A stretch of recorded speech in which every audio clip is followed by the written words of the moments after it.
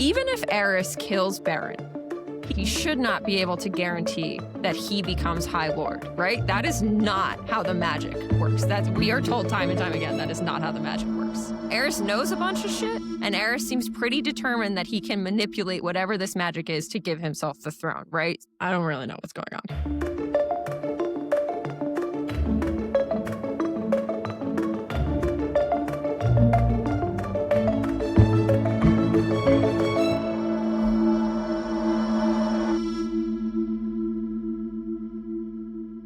I feel like I've literally just disappeared under water for 5 days, but that's fine.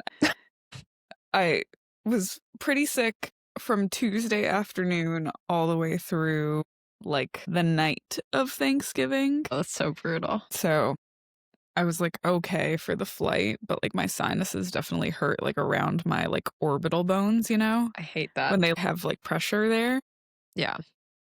But I had a lot of downtime where my brain wasn't really working. Like it wasn't working well enough to like do anything productive, unfortunately, but it was working well enough to like consume just mindless content. And Dancing with the Stars and Wicked have taken over my life. I haven't seen Wicked yet. Did you see it? Oh my gosh, I saw it last night. Yeah. I think I'm going tomorrow. Oh my gosh. I'm excited. So I'm sorry that we can't talk about it yet. Yeah, what the hell? I specifically was like, I can't see it after we record. I know. I tried. But So did you not see it with your sister?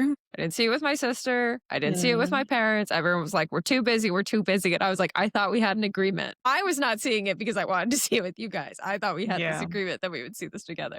But it didn't happen. But now I think we're going to go tomorrow night is the plan. Nice. I did start watching Stranger Things, though, which I'm only 2 episodes in. We'll see how it goes. But I did do that. I just didn't watch Wicked. I haven't started Stranger Things. I have too many, I'm calling them big rocks, which is such a corporate term, but they are big rocks in my life that I need, like, that I don't have space to consume right now. Stranger Things is a big rock. Alchemized is a big rock. Like, these are 2 things that I don't have space for right now. I'm rereading Brimstone. That's where I'm at right now. Like, I can't handle, I watched Wicked. I'm rereading Brimstone. I'm sick. I have to make sure these episodes don't suck. Like, that's where I'm at right now. Like, that's what I have. That, Dancing with the Stars, and Wicked consume my week.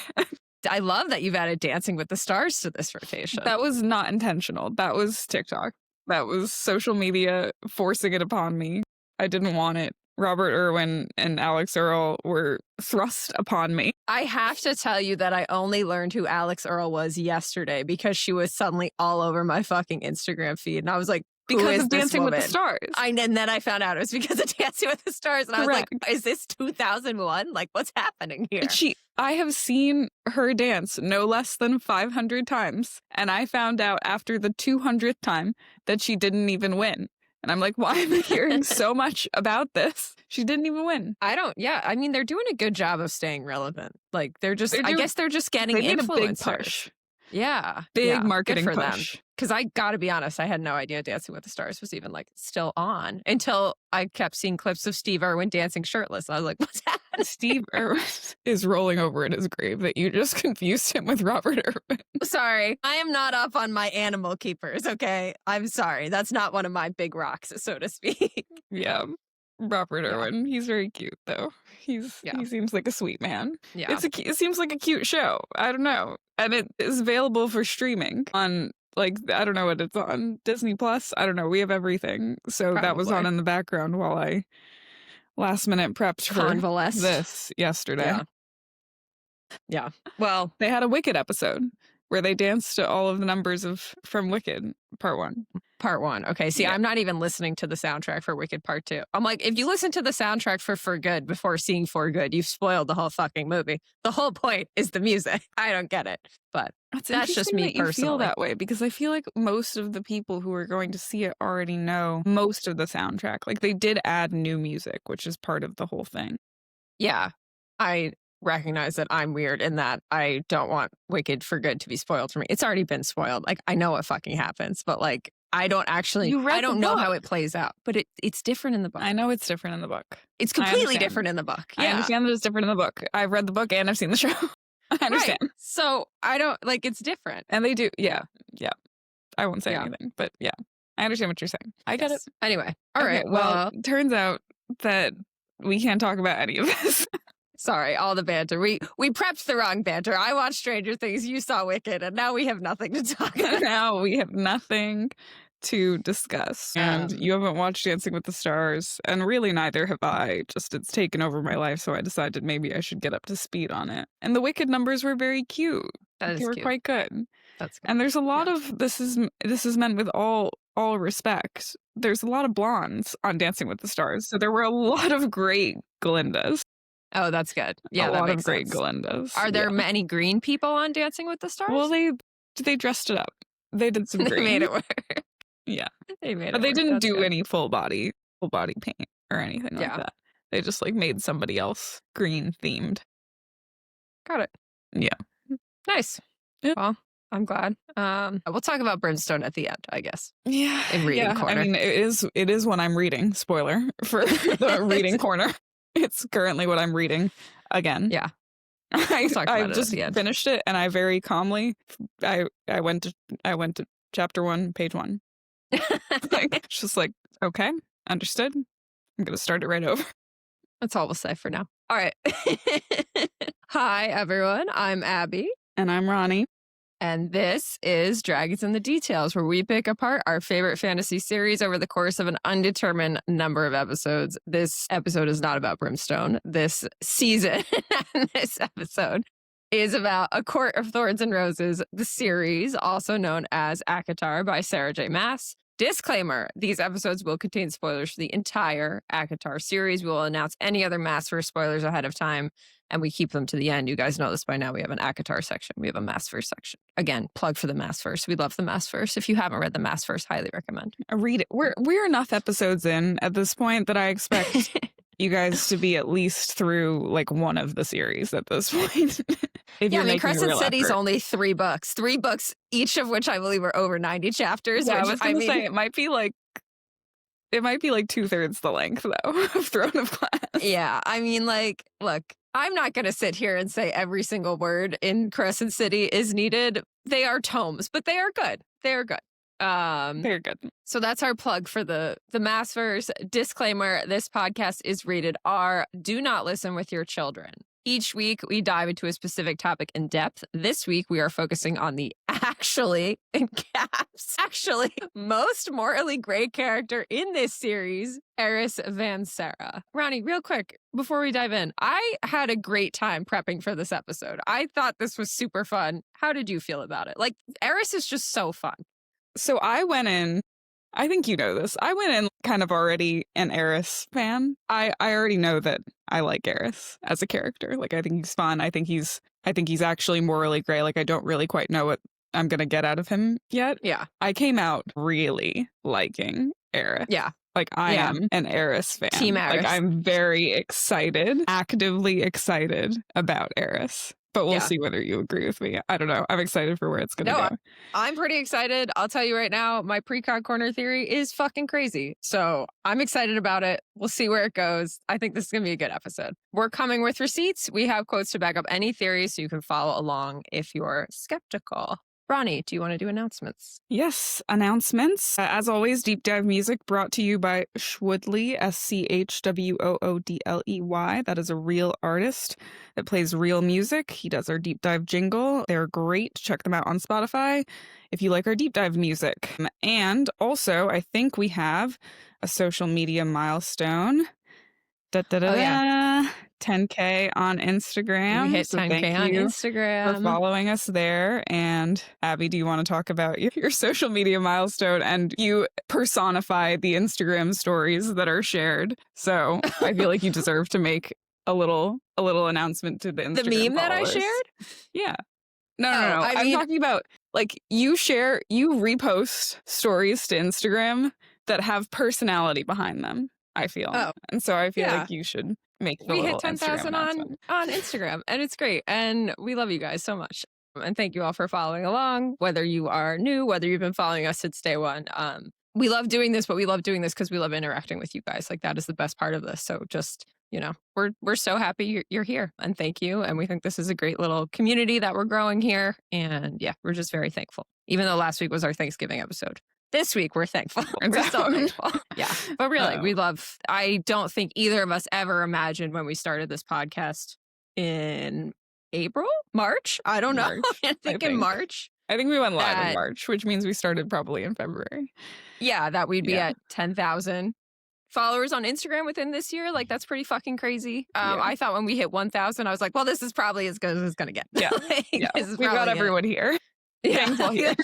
There's not that many people who are that interested in this. Yeah. So we just love you guys. And, you know, we hear you that you want some in-person meetups. We hear you on other things. We're going to try to make it work. We'll see what happens. Yeah. We're working on it. Yes, we're working on it. We do our best to keep up with all of your DMs from all avenues, and we appreciate your following, your interaction. We know that some of you are, you know, double followers on different platforms, and so for that, we appreciate you too. Can't imagine you being cool with getting hit from all directions by us, but we appreciate you all the same. And yeah, keep being you, keep interacting with us. We very much appreciate it.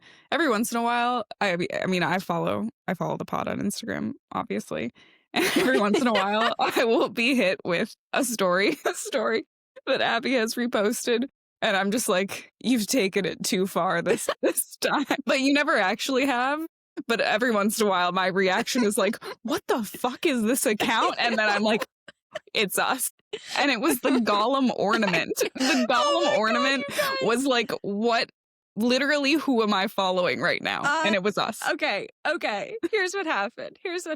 What Ronnie is referring to. Saw a reel.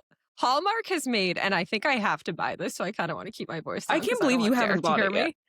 I was waiting to see if there would be a Black Friday sale, but there wasn't, so I'm just going to buy it. Hallmark has made a Gollum Christmas ornament that talks and says, like, my precious, and it is the most haunted fucking thing I've ever seen in my entire life. It is so creepy. I love it so much. I have never bought my boyfriend a Christmas ornament, but I really want to buy this for him and just see what his reaction is. It is $55, which I feel like is too much for a Christmas ornament, but like I might just have to do it for the gag. You know, I might have to do it. And that was when Ronnie to it every year. Forever. I want to. I love it. I think something's wrong with you. I know. Ronnie DM'd me and she goes, you've gone too far. And I thought, no, I haven't. No, I haven't. I just can't explain the sequence of emotions when I was like, what the fuck is this? Who do I follow who posted this? It's our podcast.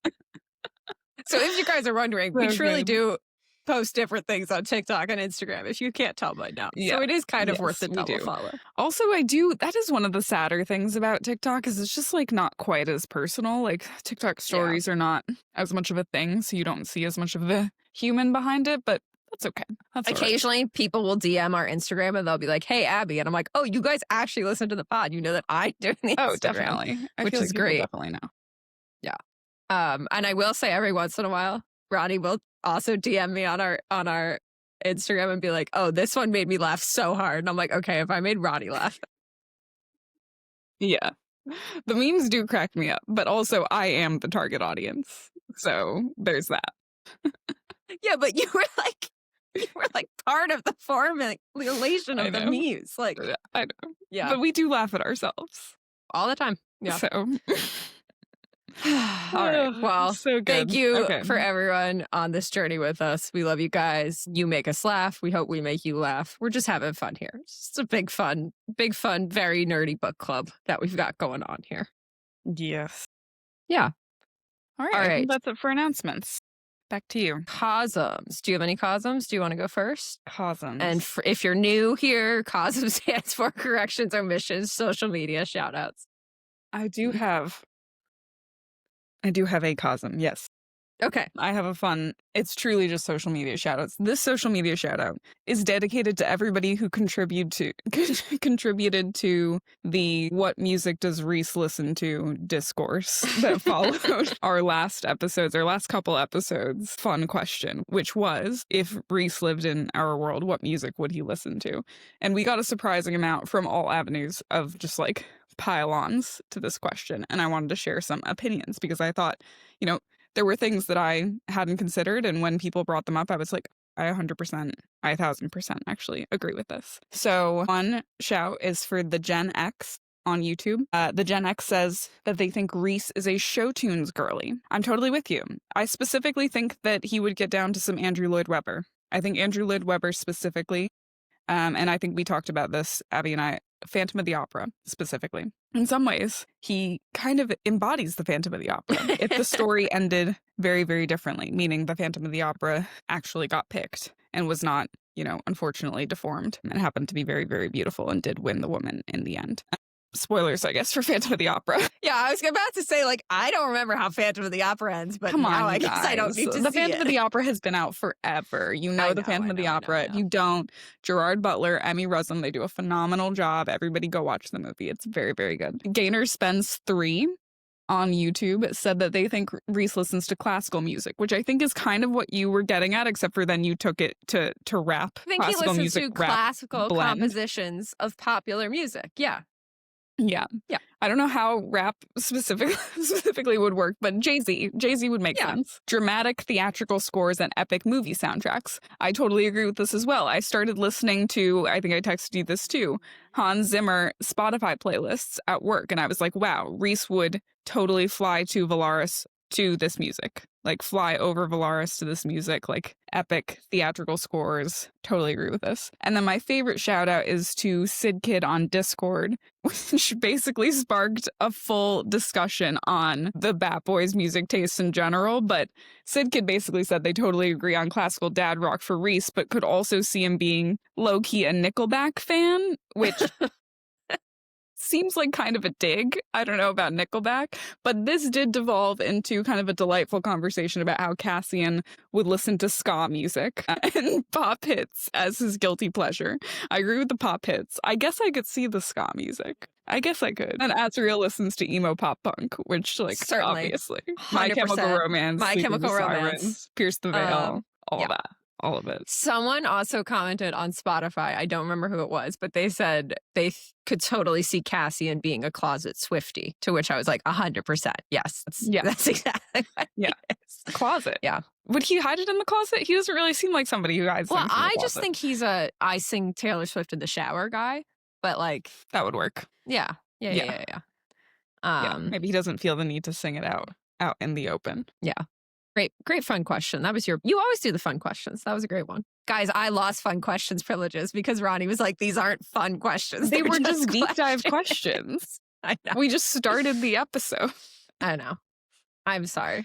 We all have our strengths. They were good questions. It's okay. I'm not saying they weren't good. No, it's all good. So that was a shout out to everybody who participated in that debate because I thought it was hilarious and fun. And that's it. That's my ACOTAR COSM. All right. I have a more traditional COSM, but I loved that. Lydia Marie Johnson on Spotify. She comments a lot. So shout out to you, Lydia. I imagine that you're listening. She might have actually been the one who said the Cassie and Taylor Swift thing, now that I think about it. So you might be getting a double COSM. I'm not sure. Double COSM. She was commenting, I think, on our last episode where we talked about first person and third person. So. She said, I'm on my third reread of ACOTAR right now, and something interesting I noted about first verse third person is when Feyre goes into Lucian's mind while he's approaching Elaine in the House of Wind, it's all in third person, which is odd to me because you'd think it'd be first person. When Rhys shows Feyre his memories of Ianthe, it's first person, but maybe that's just because they're mates. Unclear, but it definitely struck me as odd. I remember reading this and thinking the same thing. When Feyre goes into Lucian's mind in the House of Wind, it's all in third person. And as she said, with Rhys showing Feyre the memories of Ianthe, it's first person. I think this could be an oopsie. I definitely think it could be an oopsie, right? Maybe Sarah J. Maas was inconsistent in how she wrote this. I think this could also be another clue that what we're seeing in Lucian's mind here is not actually what's supposed to be in Lucian's mind with regards to Elaine, perhaps, right? Yeah. Because we're getting that third person. He's not saying I feel. Feyre is saying he feels, right? Mm-hmm. So it's kind of another veil, another clue, perhaps, that something is not the way it's supposed to be here. Now, we also get a lot of Jesminda in that monologue. We learn a lot about Jesminda there. So maybe it is just an oopsie. I'm not sure. But I do think it's a really interesting point that we have this difference in how these two things are portrayed when they're seemingly the same thing and kind of asking, why would that be? Shout out to Linnea. Great job pointing that out. Yeah. Yeah, definitely. It's interesting, right? Because I noticed it, and honestly, on first read, this is not a good explanation. I'm not using this as the explanation for why it was, but the explanation in my mind was like Rhys is showing her, like Rhys is like, look at my mind, and therefore it was first person, versus Feyre was looking at Lucian. Yeah. Therefore, like she was just observing him in his mind. And that was like my rationale for it in my brain. But that doesn't really hold in the rules of these worlds, I don't think. So I think it's a great point. Yeah. Yeah. I don't know.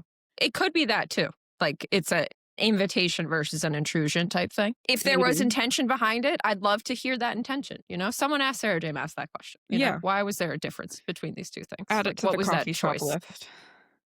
Yeah. Who is Erston? Truly. All right. Any more COSMS? No more COSMS. All right. We have a fun question this week, as always brought to us by Ronnie. All right. Ronnie, does Eris have hobbies in your headcanon? What are they? Eris does have hobbies in my headcanon. I came up with too many, so I picked 3 that I'm going to Oh my God, I have one. They're not elaborate.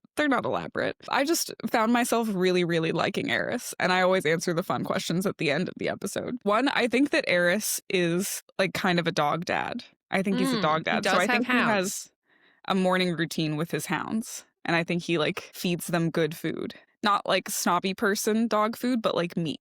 Like good food for dogs. Like I think he wakes up and he goes and tends to the hounds and he like feeds them breakfast and he like takes them on their run and he's like, go. And then he like brings them back and then he like goes about his day. So I think one of his hobbies is like his hounds, his little pack of hounds. I think that if chess exists in Prythian, I think he'd be annoyingly good at it. Like I think he'd casually suggest that you play. Like it's like not a big deal and then he would crush you. I think he'd be very, very good at chess. Think there is mention of a chess set. I think Cassian and someone is playing chess at one point during a solstice. I feel like excellent. We could find this out, but we don't care enough. Yeah, I mean, I could search it quickly. I could have searched it in prep. I just didn't. I'm like, if it exists, there was something else that existed that Badminton. Because at one point, Feyre refers to herself as a shuttlecock. No. She calls herself a shuttlecock, which means badminton exists in Prythian. Yeah. It was shuttlecock. Yeah. So if chess exists, I think that Eris would be good at chess. And I also think he's bookworm. I think he loves to read. Yeah. Maybe he'd be a fan of the pod. Probably not. Oh my God, Eris, if you're listening. I think he'd be a solitude reader, but I think he likes to read. Yeah. Yep. I went in a different direction. I think Eris likes to shop. He's always dressed very nicely. I also think he's probably a man who enjoys a manicure. Yeah, he's a bit of a dandy. Yeah. So I think a day with the gals shopping, getting their nails done, probably right up Eris's alley. Excellent. In fact, I think him and Moore probably would have been great best friends at one point. Oh, yeah. But sadly, I think that ship's probably sailed. I mean, baby beards, maybe we'll get there. I don't know. Could be. I didn't go really there, go but in that could direction. be. I don't know why I brought that up, but like if that shook out, like that would be great. Yeah. I don't know. You don't need beards in Prythian. I don't know why this is a thing, but whatever. Yeah, it's my whole thing. Like, all right. Vaeson's just like out here. Right. Shall we deep dive? Let's deep dive.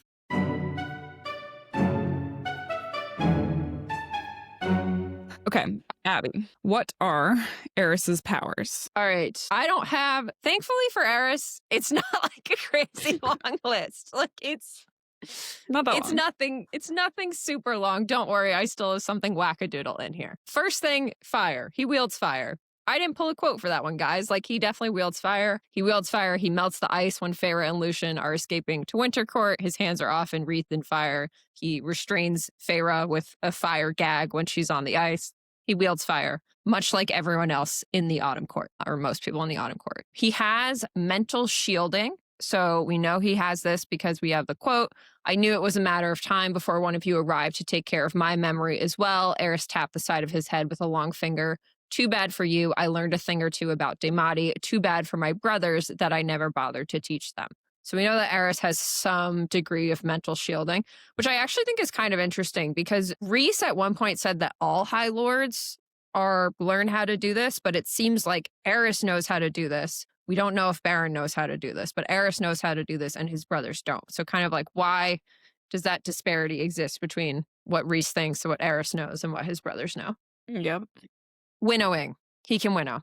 Mm-hmm. So he winnows in front of Feyre and Lucien on the ice in the Winter Court. Again, this is kind of the first time we're really meeting Eris. Winnows in front of them during the battle. And then our favorite quote, he appears out of a rip in the world to fight in the battle against Hybern. I don't know why it was described as out of a rip in the world for that, but we have that there. Seemingly all of the Vanserra children can winnow, so that's not necessarily that crazy. The quote for that is, for those were his brothers approaching the front line, winnowing and burst through the host right past the front lines and to the enemy wagons scattered throughout his ranks. So much like the flame, winnowing seems to be something that all of the children of the Autumn Court's High Lord and Lady can do. I have a wackadoodle one here, but do you have anything you want to add before that?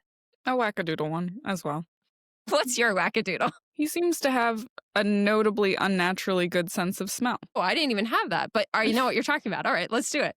Let's talk about that. In A Court of Silver Flames, chapter 7, and it's mentioned a couple times, he sniffs things that he doesn't need to be sniffing, but specifically in A Court of Silver Flames, chapter 7, that Eris sniffed the night breeze, then smiled. She couldn't be bothered to come inside to say hello. How he detected Moore's lingering scent, Cassian didn't know. Perhaps Eris and his smokehounds had more in common than he realized. She didn't know you were here. So he's not only detecting sense of being, sense of human, sense of Fae, which is common in Prythian, like other Fae are doing this, but he's detecting sense of specific people. And Cassian is marking this as odd. Is this normal? Is this a gift? It seems like it's a gift. It seems like it's maybe a power in Eris's arsenal. There is also a moment, and I think it might be the same scene. It might be before this, where they're talking about his soldiers having disappeared in Silver Flames, and he says, "My hounds detected human sense." I'm like, how do you know that?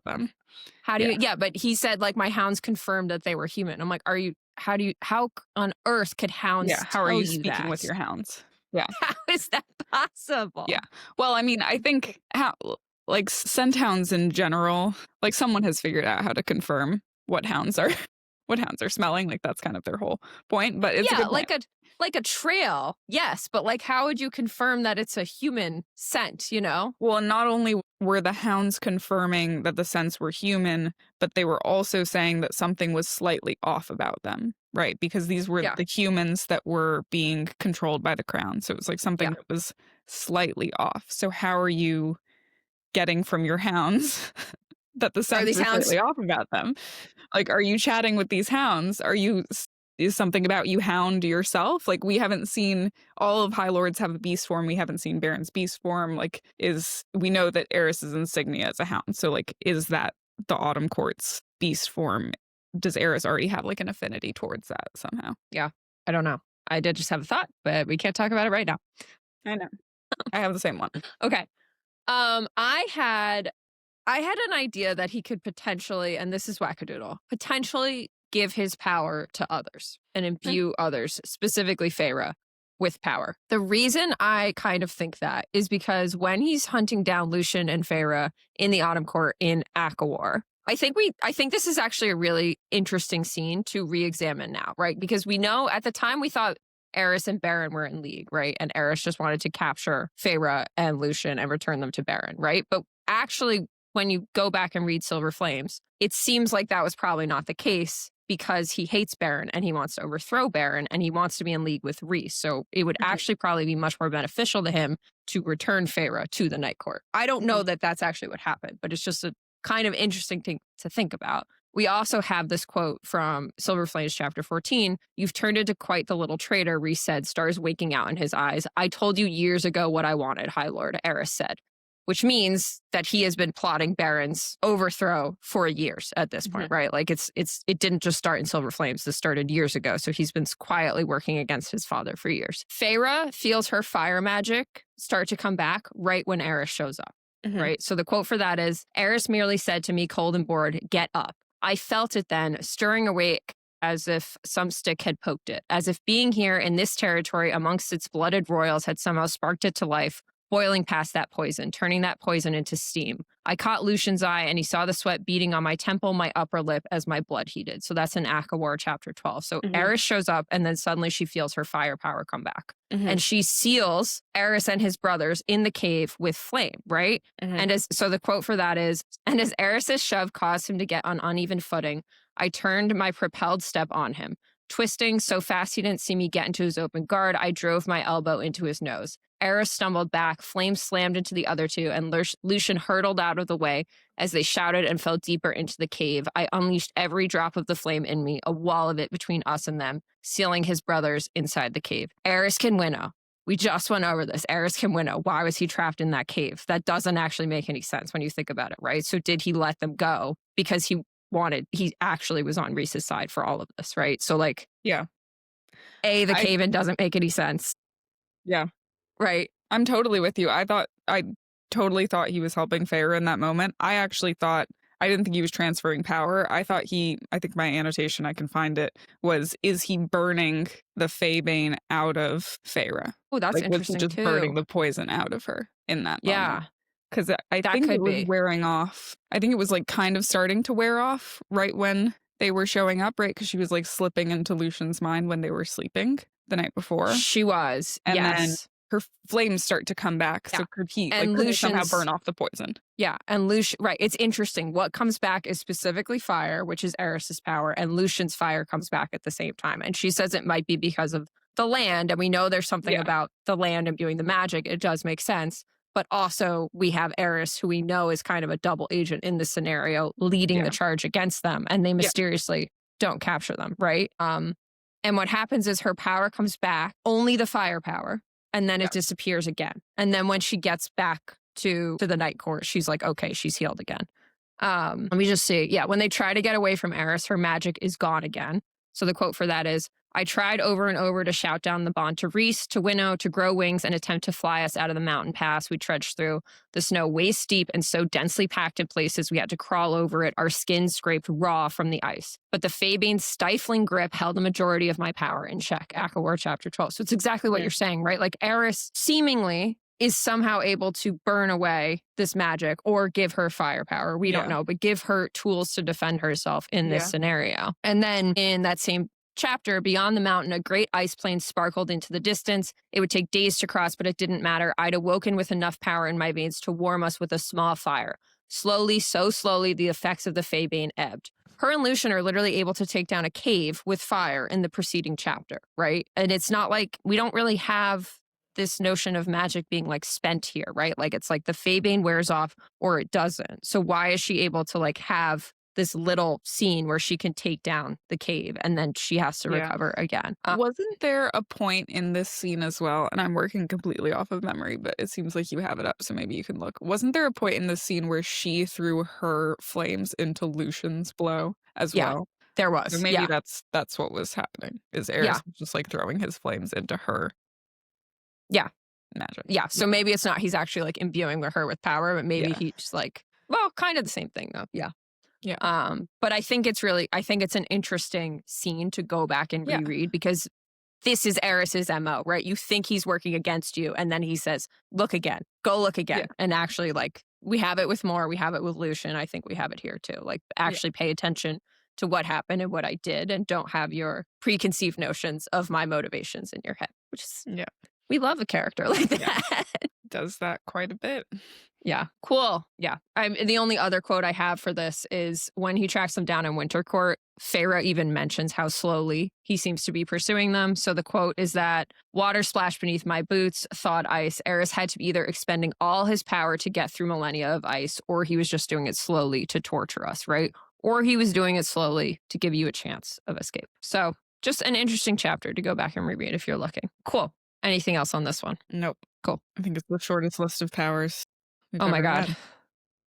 Thank you, Eris, for being so straightforward until you're Thanks not. for having not enough page time for how important you are so far. All right, Ronnie, why is Rhys so trusting of Eris? Yes. So I think there's metaphorical reasons, and then there are pretty literal reasons that Rhys is seemingly very trusting of Eris as the series develops. So Rhys and Eris were both sons of pretty ruthless High Lords back in their day. The main difference being that Rhys's father is already dead. But we know that Eris and Rhys grew up knowing each other in some regard. They were sons of High Lords at the same time, and they're around the same age. They have a lot of parallels.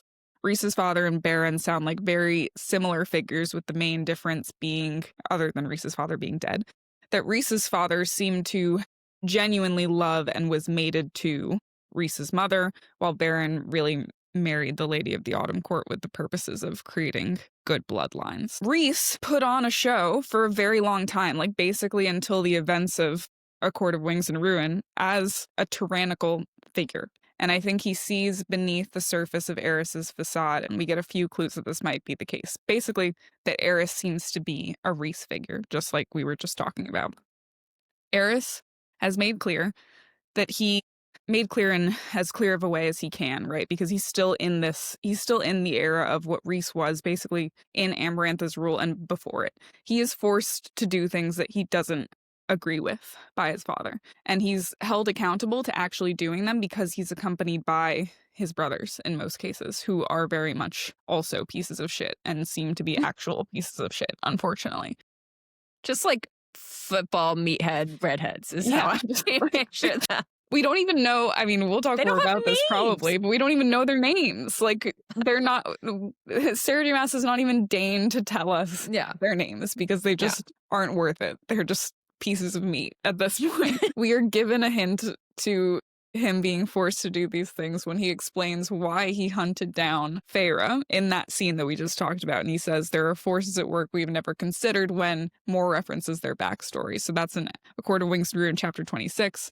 More snarled, rattling the glasses. You never gave any evidence to the contrary, certainly not when you left me in those woods. There were forces at work that you have never considered, Eris said coldly, and I am not going to waste my breath explaining them to you. Believe what you want about me. Feyre cuts in. You hunted me down like an animal. I cut in. I think we'll choose to believe the worst. Eris's pale face flushed. I was given an order and sent to do it with two of my ... brothers. So Eris is making clear, like, my hands are tied here. There are forces at work. You don't understand them. I've been doing the best I can here. Like, I was given an order and I had to do these things. So he's giving us some of that information without being too overt. In that same scene, he reveals, right, that he secretly protected Lucien, which did lead to the death of two of his brothers. So that's kind of a big deal. Like, he did things anonymously and says he paid for it, directly implying that he was basically abused, right, by his father. So he is going through a lot. And that quote is, "And what of the brother that you hunted down alongside me, the one whose lover you helped to execute before his eyes?" Eris laid a hand flat on the table. "You know nothing about what happened that day. Nothing." Silence. "Indulge me," was all I said. Eris stared me down. I stared right back. "How do you think he made it to the spring border?" he said quietly. "I wasn't there when they did it. Ask him." I refused. It was the first and only time I have denied my father anything. He punished me, and by the time I got free, they were going to kill him too. I made sure they didn't, made sure Tamlin got word anonymously to get the hell over to his own border, where two of Eris's brothers had been killed by Lucien and Tamlin. Eris picked at a stray thread on his jacket. Not all of us were so lucky in our friends and family as you, Rhys. So there's so many Rhys parallels just in this scene alone, right? Like, he's confessing to helping Lucien. He's confessing to basically getting two of his brothers killed, which is kind of a huge deal.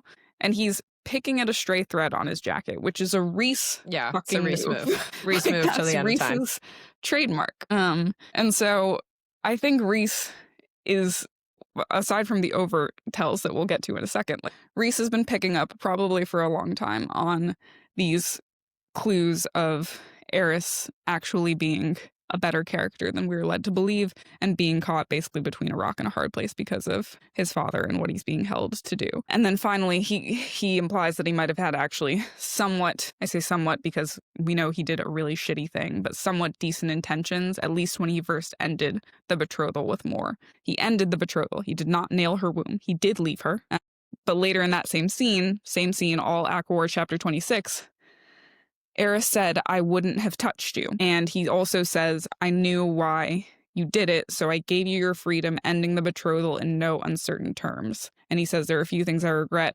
That's one of them." So he's basically saying, like, I wouldn't have, like, if we got married, like, I wouldn't have Like we would have just been married. Like I wouldn't have touched you. We didn't need to like do anything. I understand why you did what you did. Why do you understand that? Like we'll get to that in a little bit.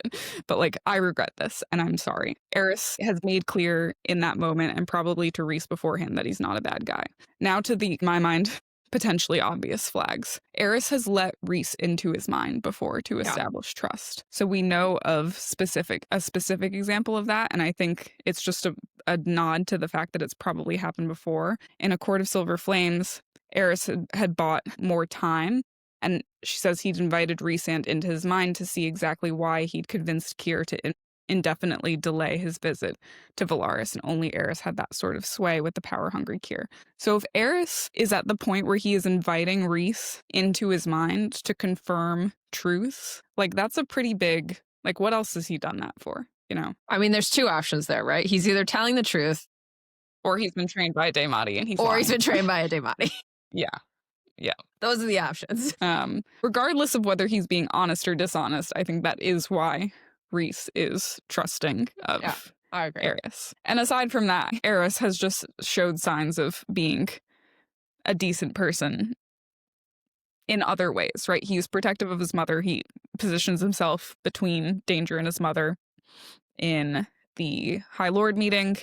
And then Eris volunteers to take the Faebane antidote when his father says nobody in my court is taking it. So like he's standing up, he's trying to do a good thing. He's trying to make the Autumn Court like less shitty as he sees Rhys doing that for the first time in the Night Court. Because remember, like the Night Court has put on this facade for years and years until this moment. Yeah. So I think Rhys sees himself in Eris and sees like the future of what the Autumn Court could be if Eris takes it over. Like probably sees a court very similar to the court that Rhys's father was running in the Night Court with Baron in rule. Like they have the right ideas, they're doing some of the right things, but Baron is just like very cold and very abusive. And if Eris can take the throne, which is like ultimately what Eris wants out of Rhys, then it will be a better court. That's all I got. Yeah, I totally agree. This definitely seems like for the greater good thing. I do think, and I don't have an answer here, but this just kind of occurred to me when in the quote you read with more. And I have it too. Hold on. Only Eris had that sort of sway with the power-hungry Keir. And whatever Eris had offered Keir in exchange for not coming here was still a mystery, right? Like, that just feels like it's going to be important. Like, what does Eris have that Keir wants? I don't have an answer. I don't think we know enough at this point to have an answer. But, like, why is Eris the only one who can kind of negotiate with Keir? I think it's an interesting question to think about. Do you have an answer? No, it is interesting, right? Because while it's kind of surprising that the Autumn Court would be the only one that could negotiate with Keir is pretty stunted, right? Like Keir doesn't have that much. Like the only people that Keir could really gain from are Rhys and the Autumn Court. Yeah, that's true. So if like Rhys is never going to budge, my next bet would be Autumn. But interesting that Keir wants to, wouldn't you go straight to Baron if you were Keir? Like, hey, you want to overthrow Rhys? Hey, you want to expand your territory? I'm not so thrilled with Rhys right now. Like, I would ally with you, you know? It is interesting that Baron seems to choose to just not play a political role at all. Yeah, he's an enigma. He's maybe not. He's fucking old. I know, he's the oldest one. Yeah. He's got to be like, what, 900 something? I don't know. Should I know? I don't know.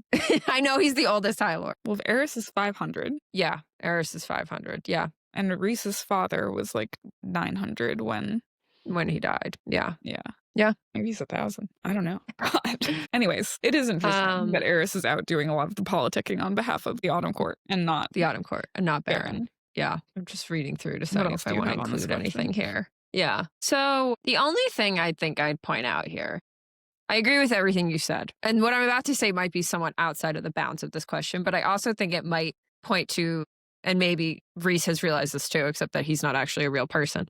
But like, there's kind of more evidence that Eris is actually good and not just acting out of his own self-interest. He is very invested in making sure that Baron doesn't start another war and specifically doesn't expand his territory into the Spring Court, right? Mm-hmm. He doesn't want Baron to do that, which if Eris's goal is to take over Baron's throne, doesn't make much sense because then Eris would have control over the Spring Court and the Autumn Court too, right? So the quotes for that are, Rhys murmured, Baron knows another war that pits Fae against Fae would be catastrophic. Many of us would be wiped out entirely, especially, Rhys tilted his head back to take in the apple blossoms, especially those of us who are weakened. And when the dust settles, there would be at least one court left vacant, its lands bare for taking. So that is actually Rhys and Eris talking in the spring court, and Rhys kind of putting together what Baron wants, right? The other quotes, they say a beast prowls these lands now, a beast with keen green eyes and golden fur. Some people think the beast has forgotten his other shape, so long as he spent in his monstrous form. And though he roams these lands, he does not see or care for the neglect he passes,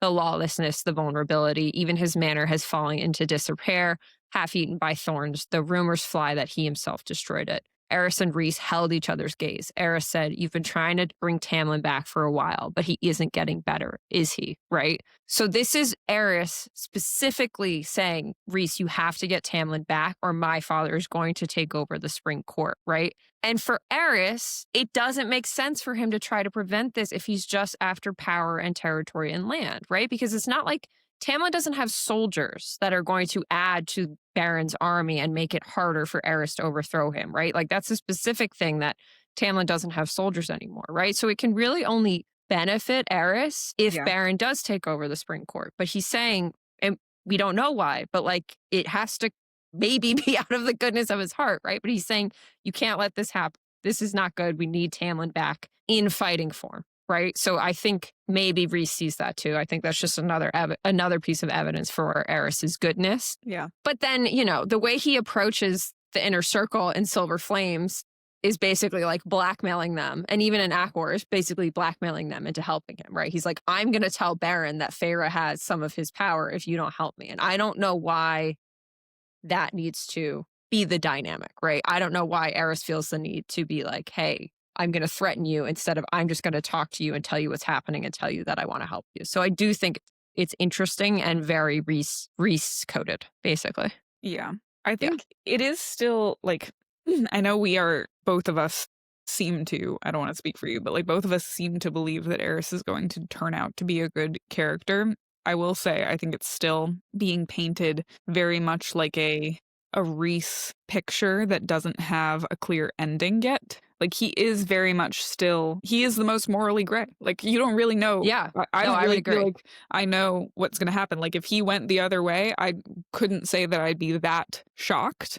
And we'll talk more. But like he is compared to a snake all the time. Like the snake imagery and there's not like, I don't think there's a clear like animalistic or like beast form connection to be built off of it. But like, is this Sarah J. Maas trying to feed this Rhys image that he is putting up, or is it her trying to tell us? Is this messaging her trying to tell us that hey, he actually is a snake? Like, and it's not just Lucian saying Eris is a snake. Like that's not the extent of the imagery. It's like with a snake smile. Yeah, like his flames are like serpents' tongues. Like there is snake imagery with him all over the place. And so his behavior is still very much catty and snake-like and nefarious, even though his actions seem to be contributing towards the greater good. So, yeah. Yeah. And it's interesting because the other person we get snake-like imagery for is Amren. And Amren is not what she appears to be, right?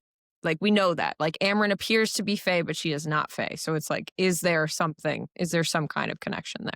That's all I'm going to say about that. Yep, I'm with you. Okay, I think that's all we had. Okay, Abby, how does Eris know everything he seems to know? All right, there are a lot of instances. I don't have a hard answer on how he knows these things, but there are a lot of things that Eris knows that he shouldn't seem to know. We referenced this earlier, but we'll bring it up here. He definitely seems to know that Mor prefers females, which sure does. The quote for what? I said sure does.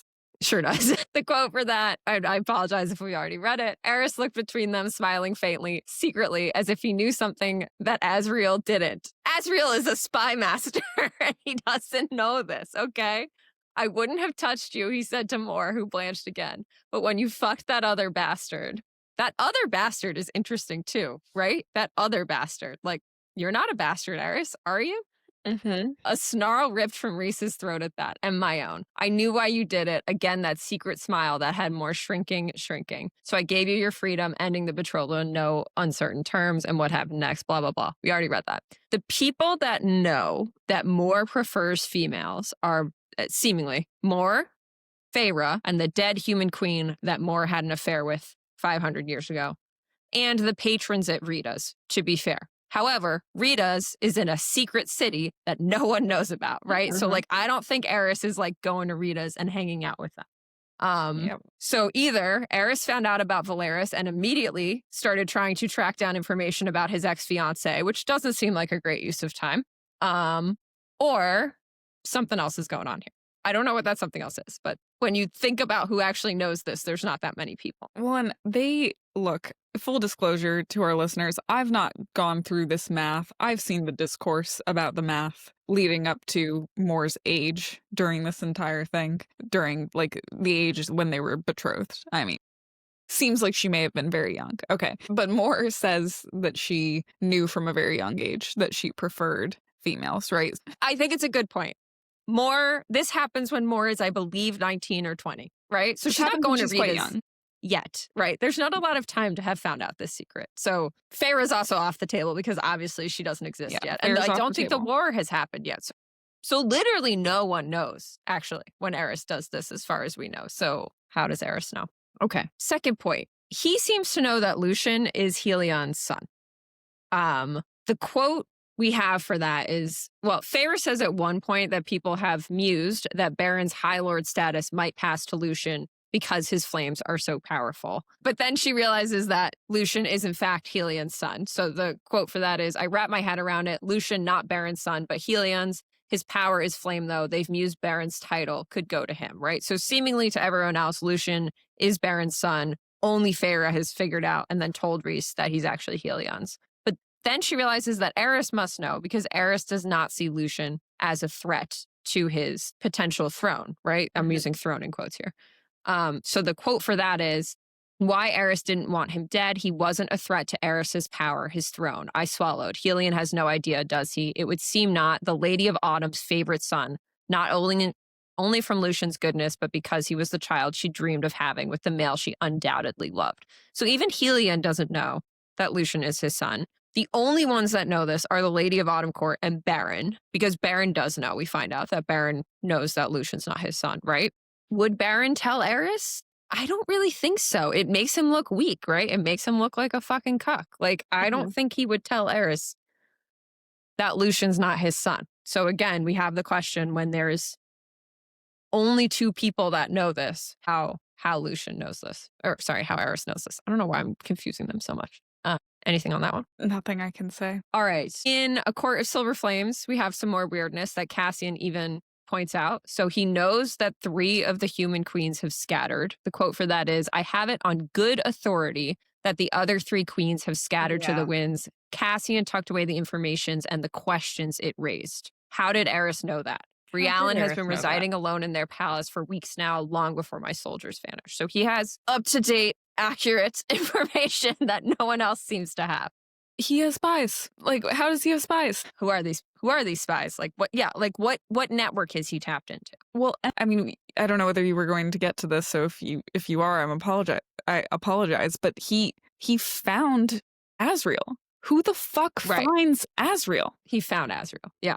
You want to get into that? I actually wasn't going to bring that up because we already talked about it. Like, kind of where I stopped. So, like, I mean, the only comment that I have there is like, so the whole reason that Rhys strikes this deal with Eris and starts working with Eris and brings him in to make a bargain with Keir and whatever is because Azriel went to go spy on Eris and Eris found Azriel.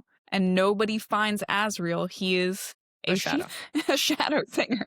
He can hide in shadows. He is invisible. I mean, Eris does have flames, but none of the other brothers are finding Azriel. Baron is not finding Azriel.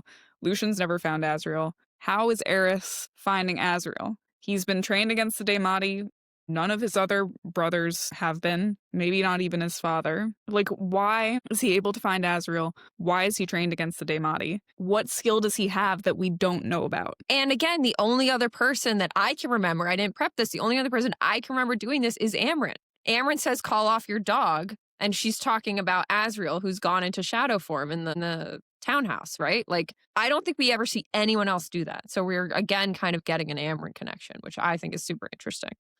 And I don't think, I'm gonna say before I get into this, that I don't actually think that Eris has Daemati powers, but the only thing I can think of, because Amren does in some regard, right? Like, she does mind work. We know that Daemati can cast out this awareness to, like, know who else is there, like, who else is around, who else's awareness is around. It's, like, the only thing I can think of as to how Amren is Amren, so she's, like, this whole other being, but, like, how else do you detect a being that's undetectable? Like, Rhys has no issue seeing through glamour. Yeah. I don't know. But he finds Right. Azriel, and that's fucking crazy. That's all. Other things. Well, it's interesting, right? Okay, so he knows the legends about Koschei. I don't know if that's interesting or not, but Cassian doesn't know them. And Cassian's job is literally hunting down monsters on Prythian and on the continent, right? So why does Eris know more about Koschei than Cassian? The quote for that is, certainly Vassa peered at her hands, fingers flexing. I fear what may happen if he ever gets free of the lake, if he sees this world on the cusp of disaster and knows he could strike and strike hard and make himself his master, as he once tried to do long ago. And then Eris says, those are legends that predate our courts. So, like, he knows these legends. He's heard this before. Him and Cassian are the same age. This is going to be important later, maybe in our Maasverse section. Sorry, guys. But him and Cassian are the same age. So why does Eris know all this stuff that Cassian doesn't? That I think we can assume Rhys might not either, but maybe Rhys does. But, you know, why does Eris know all this? I mean, the High Lord education being thorough thing could be a reason. It just kind of makes me mad at Rhys, honestly. I'm like, Tell more people. Yeah, like, share your information with your fucking general, you loser. So there's one more thing. There's two more things I want to talk about here. For whatever reason, Eris insists that Azriel go spy on Briallyn in A Court of Silver Flames, right? So the quote for that is, Cassian clenched his jaw, so you're to be my ally whether I wish it or not. The brute understands at last. Cassian ignored the bar. Yes, what you know, I want to know. I will notify you of any movement on my father's part regarding Briallyn. So send out your shadow singer, and when he returns, find me. We just talked about how Eris seems to know that the three other queens have scattered, right? And, like, it seems like he might have some kind of spy network, eyes and ears on the ground. But he is insistent that Azriel go spy on Briallyn. Why? Why does he not feel that he can get that information on his own? Or does he want Azriel out of the way for some reason? I mean, that never really comes to fruition, so I don't know. But, like, why is he using the inner circle to get information when he seems to have plenty of ways to get information? The other thing I wanted to bring up here, are you thinking? Do you have your thinking face on? No. Okay. The other thing I wanted to bring up here, and Amren actually makes a great point about this. Even if Eris kills Baron, he cannot or he should not be able to guarantee that he becomes High Lord, right? That is not how the magic works. We are told time and time again that is not how the magic someone's works. Like, I hope he ensures that it's passed on to him. Like, well, how the fuck is he going to do that? This is the quote. This is the quote. Your whole family is despicable, Aaron said to Lucian from where she and Nesta lingered in the archway. But Eris may prove a better alternative. If he can find a way to kill Baron off and make sure the power shifts to himself. How is Eris, like, Eris says he wants the throne, but how is he able to guarantee that he'll get the throne? Like, that's not what we've been told here.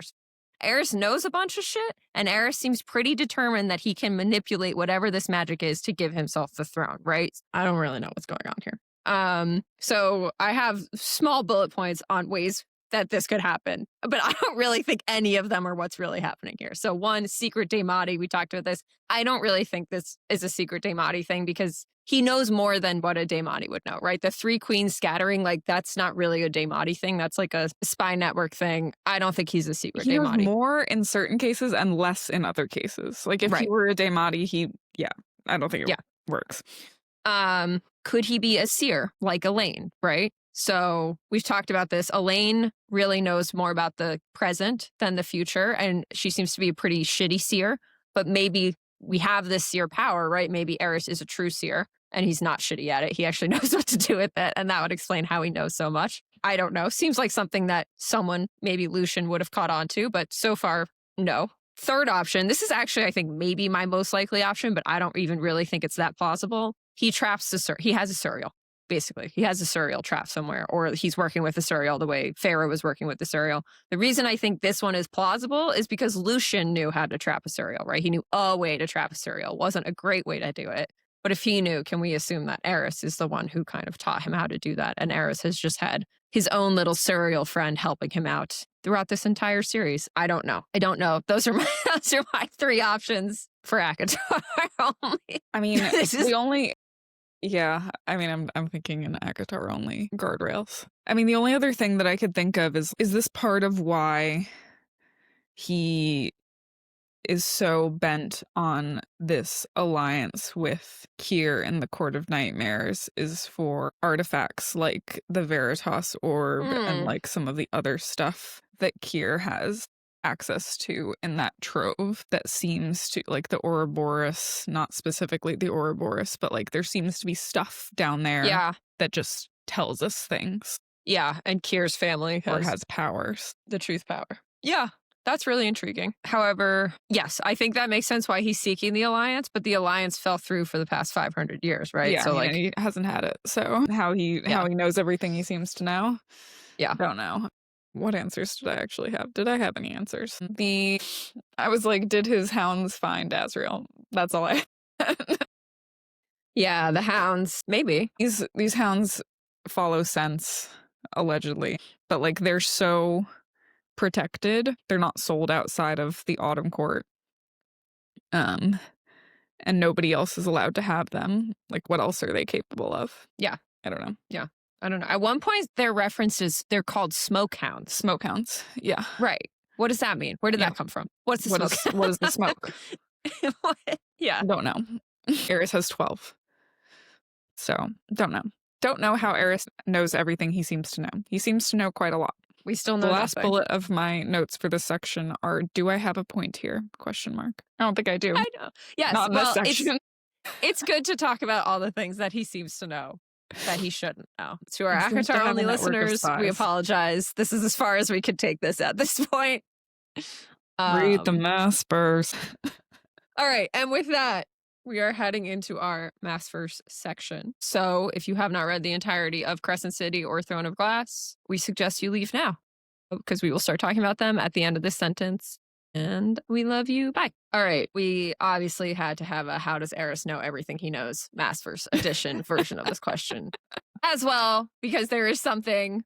Holy shit. This is probably my longest notes for this question. Yeah. I mean, this is where we have maybe answers. Okay. I'll just set the context. Sure. I think the biggest thing that he knows within the Maasverse that we can't talk about in ACOTAR, which we've talked about, which we've brought up many times, but not actually talked about, is that he knows that the prison was a palace, which is why the Daemati thing does not work. No one knows that. This is not a mind reading thing, right? Like, no one knows that. So the quote for that is, the context for this is Nesta and Cassian have been summoned to the middle to talk to Eris, and Nesta is seeing the sacred mountain for the first time. The quote is, have you never seen it? Eris asked by way of greeting, tracking her stare. No. She looked away from the unnerving peak. Why is it sacred to you? Eris shrugged, and Nesta knew Cassian monitored his every breath. There are 3 of them, sister peaks. This one, the mountain called the prison, and the one Illyrian brutes call Ramiel. All bald, barren mountains at odds with those around them. We don't know why they exist, but do you not find it strange that 2 out of the 3 have underground palaces carved into them? I'd hardly call the prison a palace, Cassian cut in. Just ask the inmates. And then, of course, we find out from Celine that the prison was a palace, right? I don't know how Eris knows this. A couple interesting things to unpack here. He knows or notices the barren mountain pattern, right? Which is something Maasverse theorists have also noticed. We're not going to get into that today because I think that's a bigger discussion. And we might do a Ramiel or at least a Night Court episode at some point. I don't know. But these bald mountains do seem to be tied to the Asteri/Daglin. The quotes for us knowing that the prison was a palace, the quotes from Celine are, my father became high king, my mother his queen, yet this island on which you stand, this place, my mother claimed it for herself. The very island where she had once served as a slave became her domain, her sanctuary. The Daglin female who'd ruled it before her had chosen it for its natural defensive location, the mist that kept it veiled from others. So too did my mother. Nesta murmured to Azriel, the prison was once a royal territory. So we have a royal territory, and Bryce later describes the prison as a palace carved into the mountain. Selene walking away from the harp and through the empty, beautiful halls of a palace carved into a mountain, this mountain. So the prison was an Asteri palace that Vesperus ruled from, that Thea was enslaved to, that Selene later turned into the prison by trapping all these horrible monsters inside to cover up Vesperus, but she didn't know about Vesperus, but basically to cover up all the horrible things that had happened. Two things here. Selene literally erased the palace from the minds of everyone, right? We talked about this. And she made it a prison, as we just talked about. So the quotes for that is, I carved the path here, so some record might exist of what we were, what we did. But first, I had to erase all of it from recent memory. We've talked about this quote. We think she means this literally because Rhys did this to all of the members of the Night Court under the mountain, right? So we know that this is something that Rhys can do. He erased Valeris from the minds of the Night Court under the mountain. So we think she literally erased the palace from the minds of anyone who knew about it within, let's say, Night Court. I don't know. Anyone who knew about it, basically. And then we talked about this quote, Selene walking away from the harp and through the empty, beautiful halls of a palace carved into the mountain, this mountain. Our home had been left empty since we vanished, as if the other Fae thought it cursed. So I made it truly cursed, damned it all. And the evil of the creatures in the prison covers up that it was once a palace. So this is literally erased from memory. It is literally filled with evil creatures to cover up what it once was. How does Eris know that the prison was a palace? Do you want to get into that? Yeah, I mean, I don't know if I have any definitive answers for this, but I'll take a whack at it. I really only have one thought here, and it's that in House of Flame and Shadow, Selene says that her knowledge of kind of the Daglin and the other worlds, and really this story, was supposed to be passed down verbally, heir to heir, down her line. And when asked, Azriel says that Rhys doesn't know, and that somewhere along the line it was forgotten. So it was not intended for everybody in the universe to forget this. It was supposed to be remembered specifically by Selene's line and to be passed down. So could it have been somehow stolen by the Autumn line somewhere along the way, or just not passed down by Rhys's father or somebody before him, and somebody from the Autumn Court line knew it? We know that the two courts seemingly in play in Crescent City, like the Avalon Fae and the Valbaran Fae, seem to be parallels to Night Court and Autumn Court. Whether they're the exact Fae remains to be seen, but like heavy parallels, heavy illusions. So, and we know that those two lines crossed at some point long ago. And so could that knowledge that was meant to be passed down, like we know that it got lost. We know that it dropped off somewhere. Why did it drop off? And like, what were the circumstances surrounding it dropping off? Who decided not to keep passing it down? And did it get caught on the wrong side? Did it get caught in a different line? And is that why Eris knows it? And does that also mean that Baron knows it? This is so dumb. Now that I think about it, that this hadn't occurred to me, that it's not only that Eris knows about it, but that the only other court, and I'm saying court in quotes here because they weren't courts yet, was the only, Autumn Court was the only other one that went to Midgard, right? And that's such a good point, right? So like they might have their own records of what was happening at this time too, which could explain it. But Lucian doesn't know. Baron doesn't seem to know. I just feel like if Baron knew, he would be out here making a lot more threats, being much more active. But I could be wrong. Maybe. I mean, Baron seems, I know he's not being aggressive about it, but he is the most difficult of everybody. And seems to be operating with the most swagger, and like he's pulling a bunch of weight that he doesn't really seem to have, considering Rhys is clearly so much more powerful than everybody else. Yeah, it could be. It could be. We just haven't gotten any clues from him that he has this knowledge, whereas we're getting these clues from Eris right and left. Yeah. We just don't spend much time with Baron, but I agree with you. Thank God. Yeah. And thank God for that. So that's my only thought really, is like, we know that there was an intent to preserve some of this knowledge within a very specific subset. And Night Court and Autumn Court are the ones that knew at one point everything that transpired, and the ones that are over in Midgard. So could it have either been stolen, or you make a great point, like, could they have just known? Yeah. And Night Court was the one that forgot. Yeah. Possibly. I have a couple other things here. So the only place we know for certain that this information exists is in Celine's hologram in the harp chamber in the prison. There are 2 ways to access that chamber. One is through the front door, which I don't think Eris has gone through. And the other is by being Starborn, opening the secret back door, and then also being Celine's descendant and watching the video. The video. The video. The TED Talk. The projector.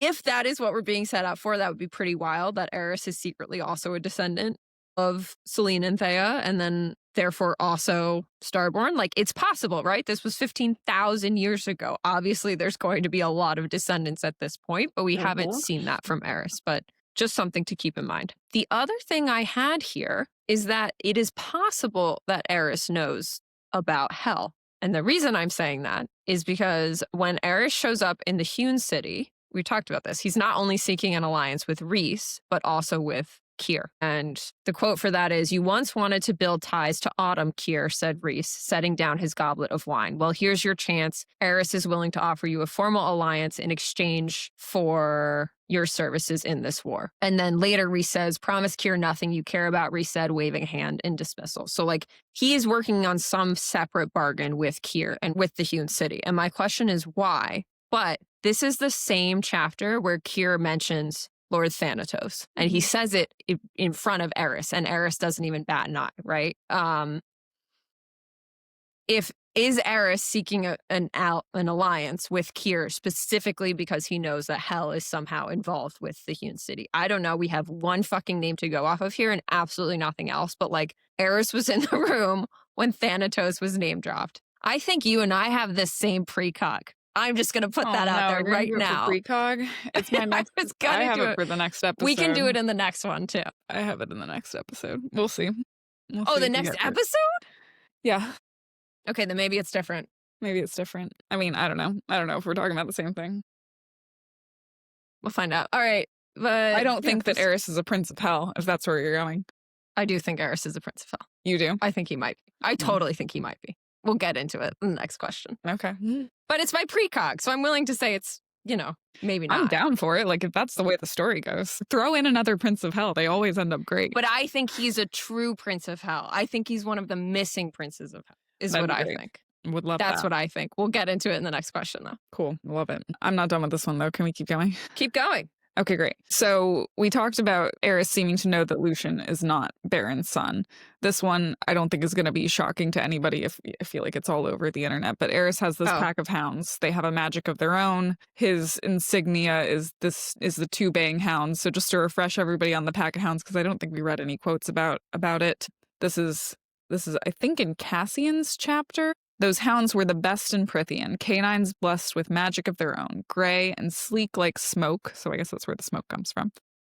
They could race fast as the winds, sniff out any prey. They were so highly prized that the Autumn Court forbade them from being given or sold beyond its borders, and so expensive that only its nobility owned them. And they were bred rarely enough that even one was extremely difficult to come by. Eris, Cassian knew, had 12.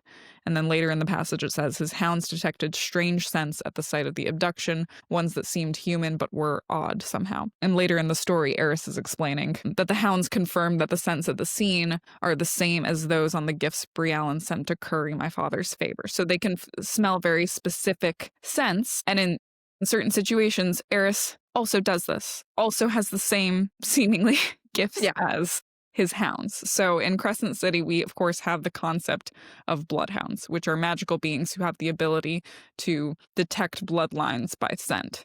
Danica Fendir was a bloodhound, as was her father, Mordock. So maybe his hounds are bloodhounds. Maybe Eris is a bloodhound, and that's how he's able to tell quite easily without Baron confessing or anybody else confessing that Lucien is not his father's father's son. Yeah, I think Eris is a bloodhound for sure. Fair. Yeah.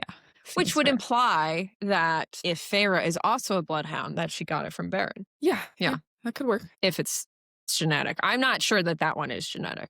Or I'm sorry, if that's not genetic. Well, Mordock like is a bloodhound and Danica is a bloodhound. Yeah. So it would seem like it. These gifts, we keep being told that gifts are not genetic, and then parents and their children keep having the gifts. I know. We're going to have to talk about it in the next episode. It's very We're going to talk confusing. about it in the next episode. It's like the High Lord power just chooses, and then it's just like all bloodlines. So right. It's okay. like, right. Yeah. And then, the last thing I think we already talked about, but like, does Eris have some network or power up his sleeve that we don't understand yet? Like, how does he know these other things that, that seemingly only Azriel with his shadows would know? Is it the dogs? Is it something else? Does he have shadows? Like, who is... Right. Does he have shadows? I mean, Rune's shadows are a secret, right? Or no, Rune's mind speaking is a secret. Rune's Daemati skills are a secret. I think shadows would be pretty hard to hide, especially if you have flames, and Azriel hands his ass to him, so... Which is one of the best scenes, honestly. Yeah, like, I don't disagree. I am Helion when he's like, my new fantasy at night is you handing Eris's ass. Oh, Helion. Love you so much. I love him so much. All right. That's really all I had for that one. Eris, you know things. And you know things. You are probably a bloodhound, and you probably also have knowledge from the Exodus because your lineage was part of the Exodus. He knows shit. He drinks and he knows things. Actually, I've never seen him drink. He drinks and he knows things. I don't know if he drinks, yeah. Okay. Abby, why does Eris hesitate to call his brothers his brothers? All right. It's a big could be something, could be nothing question. Could be something, could be nothing. You know how I love those. However, I thought this was so interesting, and we've actually already read this quote, but he pauses before talking about his brothers in the Hewn City. Ronnie read this quote, but Eris's pale face flushed. I was given an order and sent to do it with two of my ... brothers, is the quote. We have a ... brothers. We have a hesitation. We have a pause. Could be because he meant to say like bodyguards or something, like maybe he's meaning kind of what you were implying before, that he feels trapped, he feels imprisoned by his brothers, or they're not his brothers. You mentioned this before. But I am actually going to get into the weirdness about the Eris timeline. All right. And this has been all over TikTok. I think Sid Kid, shout out to Sid Kid again from our Discord, brought this to my attention. Yeah. I didn't say anything at the time because I was kind of like, holy shit. So again, this could be a huge oopsie. Could not be an oopsie at all. Yeah. So what is it? It's like she's 6 or something. No, he's like 10, basically. So what we know is Baron and the Lady of the Autumn Court were married when she was 20, about 20 years before the war started. So the quote for that is, she was still young, though she'd been married to that delightful male for nearly 2 decades. Married too young, the marriage arranged when she was 20. So she's about 40 when the war starts. During the war, when her sisters died, she had been married to Baron for nearly 2 decades. Sorry, I just said that. She got married at 20. Let's say she's between 37 and 40 years old during the war. Rhys and Mor are about 530 years old. So they are about 30 during the war. We know that the wall went up. The war happened 500 years before the events of ACOTAR. And this is the timeline for how we know that Rhys is about 530. In Akamath, stay with me, guys. Sorry, this one's confusing. In Akamath, Rhys said he began his Illyrian training at the age of 8, and that his training lasted until the war broke out 20 years later, right? So that makes him 28 when the war breaks out. And that was 500 years ago. So now Rhys is between 528, 530. These events take place over a year or two. Rhys also says that he and Mor are the same age. So the quote for that is, for someone who is the same age as me, Rhys drawled, you seem to forget ... That's in Mist and Fury. Mor says she got engaged to Eris when she was 17 or 18. So the quote for that is, then I began bleeding a few days after I turned 17, and in that moment, my first blood came, my power awoke in full force, and even that goddamn mountain trembled around us. But instead of being horrified, every single ruling member in the Hewn City saw me as a prize mare, saw that power, and wanted it bred into their bloodline over and over and over. So we can assume this happened pretty quickly after she turned 17, which is 10 years, right? If Mor and Rhys are the same age, if the war started when Rhys was 28, we're about 10 to 11 years before the start of the war, which means we are only 10 years after the High Lady of the Autumn Court and Baron have gotten married, which means Eris cannot be older than 10 if he was not born out of wedlock, which I don't think he was. So either all this went down when Eris was 10, I don't think he was, because I think something else is going on here. I don't think we'd have two sons of different fathers. I agree with you. Right? Yeah. So either Eris was 10 when this betrothal happened, or this was an oopsie. That's the most likely answer. Like 100% here. I am admitting that this is almost certainly an oopsie. Yeah. However, we have another figure in this universe who just appeared and ripped into the minds of everyone and convinced them that she was a missing sibling and had been a missing sibling forever. And that person is Maeve, right? And I am wondering, and now you guys already know where I'm going with this because I spoiled it in the last question, but I'm wondering if Eris has done that as well. If this math doesn't line up, because it's not real math, because Eris just fucking appeared one day and basically ripped into everyone's mind and said, hey, I am the son of the High Lord, of the oldest son of the High Lord of the Autumn Court. Here I am. This is my story. You know me. And that would also like explain kind of his weirdness about why he's like, I'm definitely the heir, right? The magic is going to choose me. We're going to overthrow Baron and I'm going to be the heir of the Autumn Court. Yeah. It's interesting. Should I just talk about the Prince of Hell thing now? I mean, yeah.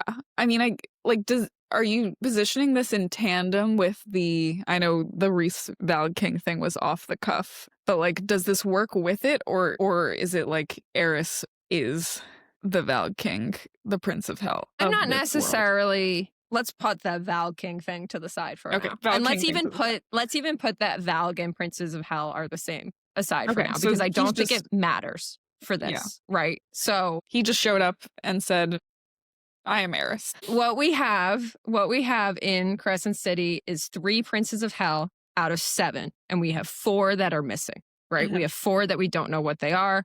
The quote we have for that is Ada saying in House of Flame and Shadow, our 4 brothers are currently engaged in other conflicts, helping other worlds. And then Bryce says, I didn't realize you guys were like intergalactic saviors, right? So I think that is setting us up for certainly that someone we know is a disguised Prince of Hell, right? Eris has his fingers involved in a lot of pots, right? So he gets Nesta and the Inner Circle involved with the Trove. His meddling is what leads to them finding the Trove, right? Like if his men hadn't been captured, they would not have found the Trove. He says he knows nothing about the Trove, but then he starts making suggestions about what it might be doing. So the quote for that is, when Cassian asks him if Baron knows about the Trove, he says, no, thank the mother, Eris said, crossing his arms. He would have told me if he did. But if the Trove has a sentience like you suggested, if it wants to be found, I fear that it might also be reaching out to others as well, not just Briallyn and Koschei, right? So he goes from, I've never heard about the Trove to, if the Trove has sentience, it might be reaching out to other people. Like, I'm calling some bullshit on that, Eris. He definitely knows. Yeah, he definitely knows things about the Trove. Yes. His biggest physical descriptors, what we are told about over and over again with Eris, is that he is pale and that he has long, slender hands. Like, I was shocked how much that actually came up when I was doing the prep for this. When we meet Adis, the quote is, Adis slid his slender hands into the pockets of his closely tailored jacket and pants, the material blacker than the chasm in which he resided. Slender hands, extremely tailored clothing, like that's very Eris-coded in my mind.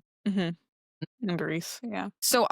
Rhys. So I actually think, we're talking about Rhys being a descendant, right? I actually think Eris might be kind of in disguise here as a missing Prince of Hell to kind of like steer our characters into the right battle, basically, right? To get them geared up. Like, he's not overtly out here like Adis, like, hey, I'm a Prince of Hell, listen to me. Because Hell has not been revealed to Prythian the way it's been revealed to Midgard, right? Midgard knows about Hell, but Prythian doesn't. Yeah. Hewn City, very Hell-coded. He's trying to get in with the Hewn City. I mean, the reason why this doesn't work is because his power is fire. And we know that the Princes of Hell, like, aren't into fire. So, like, that might be a nail in the coffin right there. And the shadows. Yeah, but he knows so many things he shouldn't know. Yeah. And his timeline doesn't work. Yeah. I like the idea. I need to sit with it to think about how it fits, but I do. That's why I put it in pre-cog. Yeah. I have a pre-cog that is also themed in like, is Eris a domino effect, like river guide sort of character in this story? And I agree with you that seems to be his like the mechanism that his character is meant to play.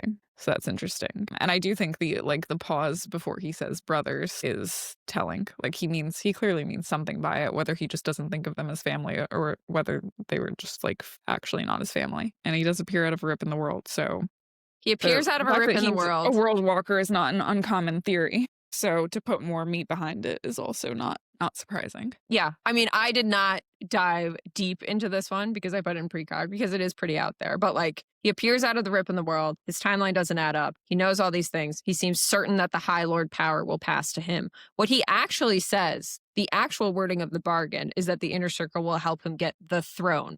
What throne? Right? Because like the High Lord of Autumn is a High Lord. He's not a king, right? So like, yeah, what throne are we talking about here?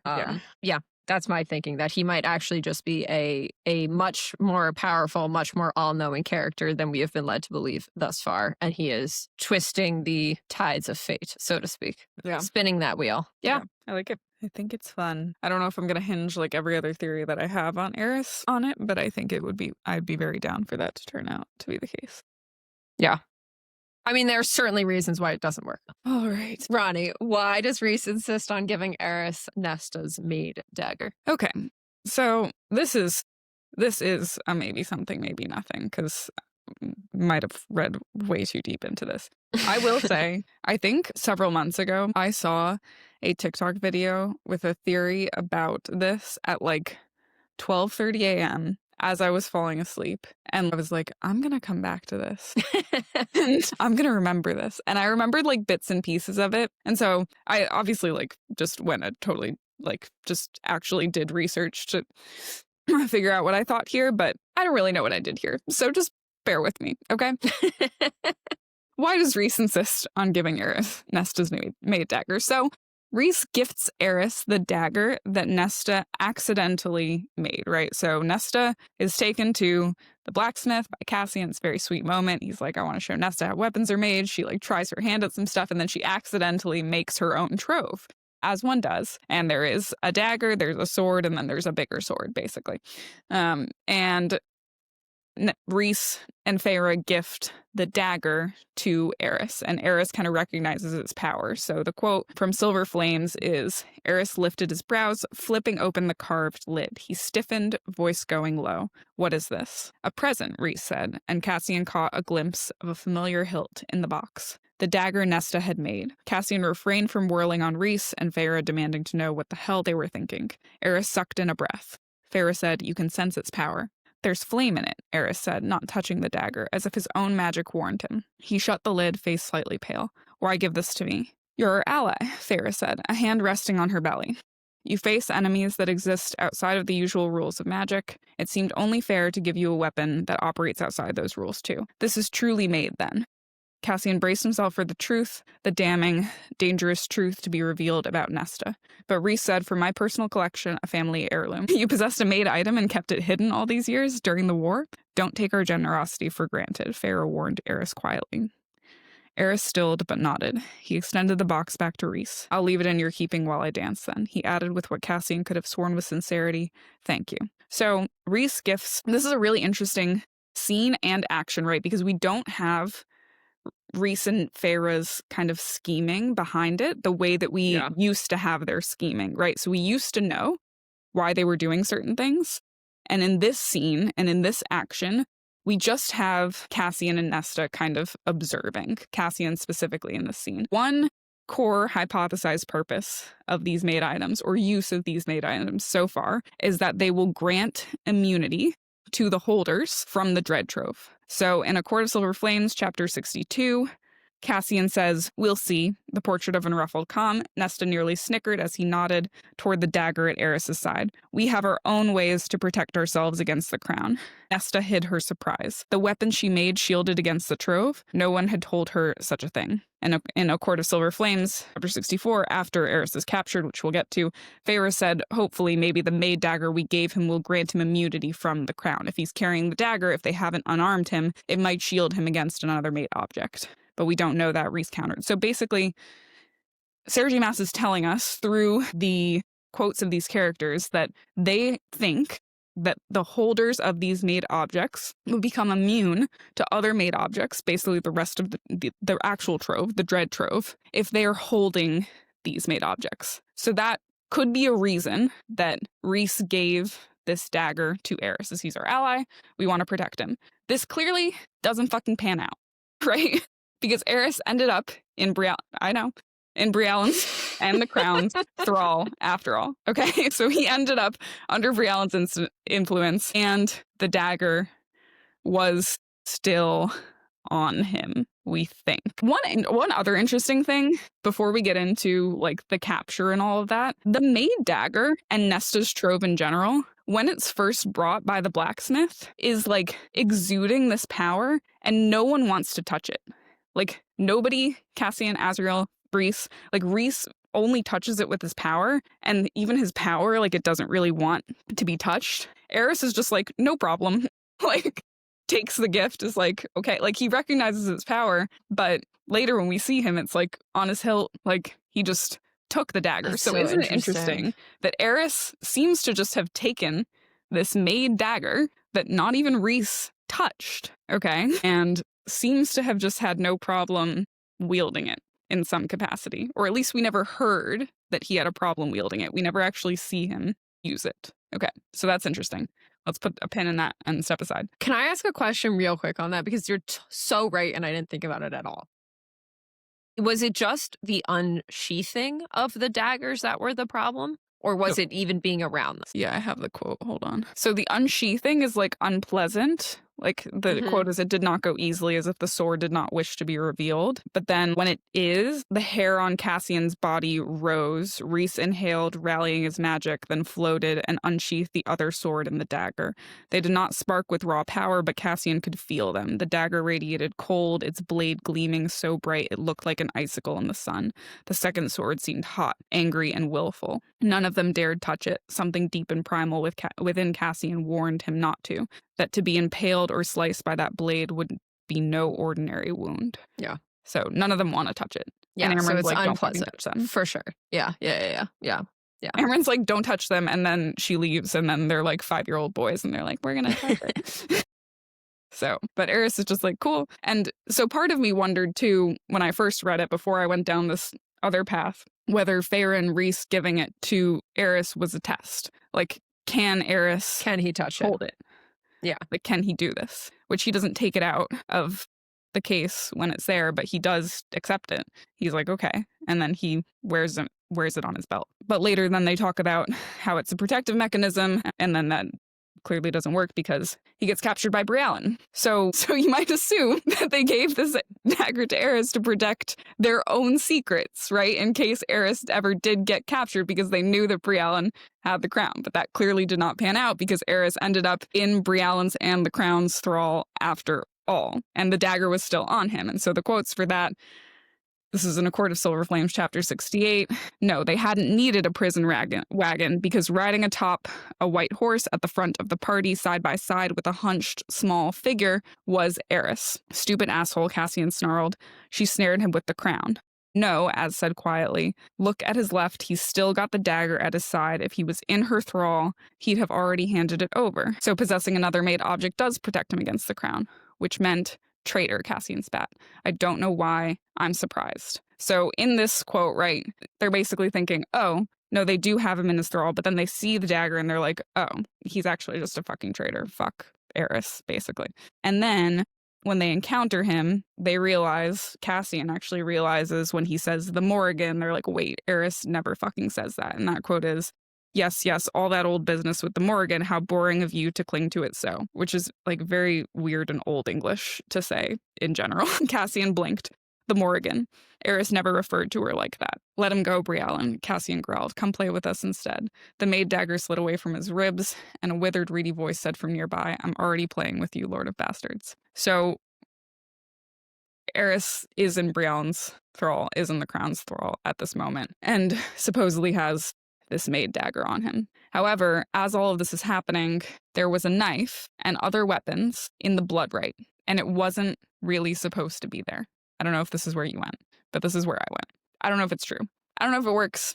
I'm just going to go here. Okay. It might be fucking crazy town. Okay. So we're talking about the blood right that at the same time that this is happening, Nesta and Gwen all happening. Emery have been kidnapped and thrown into. Right as the blood right is happening. So there was a knife and other weapons in the blood right. And I'm going to talk through the series of events as they occur. So Nesta gets captured. Nesta wakes up. Nesta sees the knife specifically, immediately, and no other weapons in sight. And the quote for that is, impossible. Having weapons in the blood right went against its rules. Had the male known it would be there, or had he just spied it before she had? It didn't matter. It only mattered that the knife existed, and it was the sole weapon in sight. She could run. Let him lunge at the knife and flee in the opposite direction and pray he didn't follow. Or she could go for the blade, beat him to it, and then she didn't know what she'd do then. But she stood in a field of sleeping warriors who would all soon awaken, and if they found her weaponless, defenseless, Nesta ran. And then the passage for how she actually got the knife is really long, so I'll paraphrase it, but in A Court of Silver Flames, chapter 64, her hand brushes the knife. She is tackled to the ground by another warrior in the right, and they are tumbling. At no point does she definitively close her hand on the dagger, and then suddenly at one point the knife is both in her hand and in the warrior's throat. Almost as if it just came to was summoned there. And Briallyn later in the right says about Nesta, you can summon it. The objects will answer to you no matter the wards on them, and you will hand them over to me. So Nesta tucks this knife into her belt when she gets it, and then right after Nesta finds the knife in the right is when we learn that Eris was captured by Briallyn. Like, that's the sequence of events. And that Cassian and Azriel have to go save him, which Cassian is justifiably very pissed about. And Feyre literally brings up that the knife should protect him, and Rhys is like, we can't be sure of that. So throughout the right, this knife saves Nesta a whole bunch of times, right? She uses the knife to stab a warrior in the groin, and Nesta kept this knife on her for days, right? Basically for the entire right, killing other warriors who attack them with it. We find out later, right? Briallyn takes credit for planting all of these weapons in the right. She's like, I think it would be more fun. And then Eris attacks Cassian with what we think is Nesta's blade, but Sarah, in my opinion, at that point, gives us a tip that it might not be hers. She says, whether it was Eris's power through the blade or whatever Nesta had made into it, he didn't care. So, I don't know. Like, this seems like a weird thing. This whole, like, having a made object protecting you from other made objects. It seems like a really weird thing to, like, really, really believe true and then have it just not be true at all.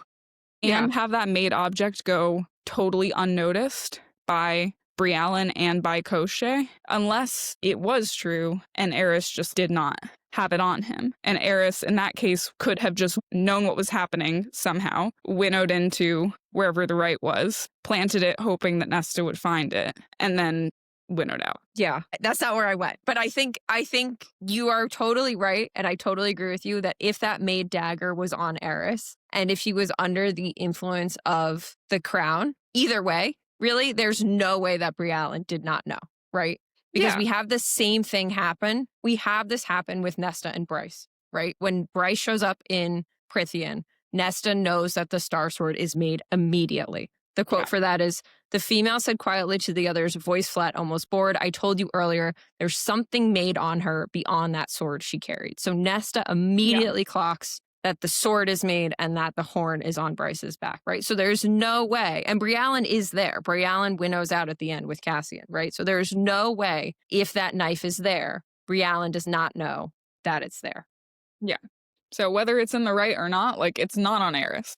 Well, my mind went in one of two directions, right? Like, either what you said, that like that knife is not there, or Eris is a Prince of Hell and he could actually control Briallyn. Like, that's the other option here. I don't know, but it doesn't work the way it's written, right? Like, it doesn't, if Eris is under the thrall of the crown and he has the knife on him, then there's no way that Briallyn doesn't know, following the logic of this universe. Yeah. And I like what you said about the knife jumping into Nesta's hand, because I'm pretty sure we see that happen with Bryce and the Star Sword under the prison. Like, I'm pretty sure at one point she just reaches out and the Star Sword comes to her, and maybe the dagger too. I don't remember exactly, but I think we have seen that happen before. I think she like summons it into her hand. Yeah. Yeah. So basically you think Eris knew the blood right was going to happen and planted the dagger for Nesta to find. I think Eris might care about Nesta, and I know nobody wants to hear that, but I'm saying it. I mean, he wanted to marry her. Yeah, but doesn't this also fit into the Prince of Hell theory that he's like sure does. planting all these little seeds to make sure that things happen the way they're supposed to? Well, yeah, exactly. I think like yes, or at minimum like some sort of seer abilities. Yeah. I think he knows something. I guess my only open question is if Eris was actually under the thrall of the crown at all, or if he was just faking it. Yeah. Because again, think about the series of events here, right? Briallyn said that what Eris did, she like lured Eris by exposing some of his soldiers, and Eris went to them instead of running away from them, knowing that they were under the thrall of the crown. And she was like, what an idiot. Of course I was going to capture him, right? But Eris being captured is what led to Nesta coming into her full power and also defeating Briallyn and claiming the crown for herself, right? So if you are a puppet master who's trying to make sure that Nesta ends up in control of the trove, perhaps to defeat the Asteri, which we are pretty sure are coming back to Prythian, then you're laying the groundwork for this, right? Like it's all these series of events for Nesta coming into her power that lead back to Eris. And this idea of the knife being planted fits in with that too. So yeah, I like it. I mean, it's wild, but I do like it. I also just don't. Yeah, that's one of those moments where I wish we knew what the original intent of Rhys and Feyre was probably to try and protect their secrets that Eris knew. I'd assume. I thought Rhys was maybe just using Eris as bait. Like maybe he wanted to test this theory and see what happened.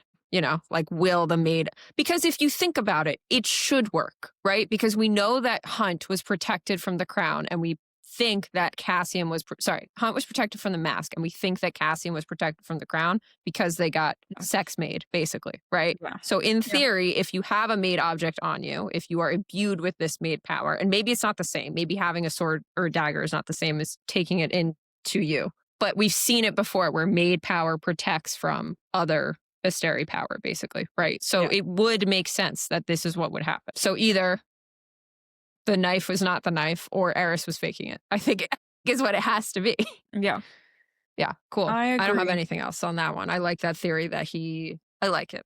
Now, the more I think about it, it was so out of left field, but the more I think about it, the more I do like it. Yeah. I like the thought that like randomly of all of the weapons, she had a knife and the knife was supposed to be saving Eris and it wasn't. Yeah. Yeah. Cool. All right. Cool. Pre-cog. We already have my pre-cog. Pre-cog. All right. Do you want to go? Do you want me to go? Well, I did mine, but I did have a random thought as you were talking. Okay. Because we were talking about Eris and his hounds potentially chatting with each other.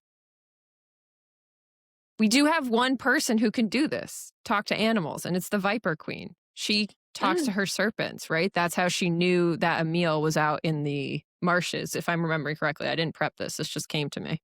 Yeah. So, like, that is an established power in this world. We don't know really what the Viper Queen is, have not gotten into that. I don't think she's a Prince of Hell, to be clear, but she's something, though. It is a possibility. It is a power. Interesting. So, and we get so much snake imagery with Eris. We do. Yeah. So. Yeah. All right. I like that. 2 precogs for the price of 1. That wasn't even really a precog. It's just a connection. Yeah. Yeah. I really like if we find out Baron's beast form and it's not a hound, I'll eat my hat. It's gotta be, right? I don't know.